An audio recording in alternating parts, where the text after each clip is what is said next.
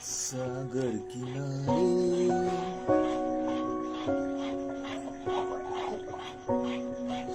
दिल ये पुकारे, तू जो नहीं तो मेरा कोई नहीं है।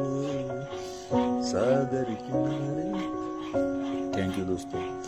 अभी मेरी चालू है ये गर्म पानी से ये वार्म चाहिए रिहर्सल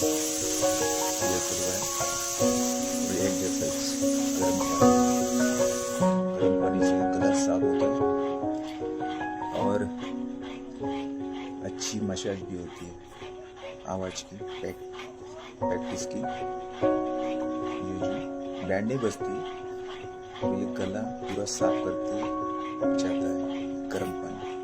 तो हमको ये सब करना पड़ता है गाइस। तो चलो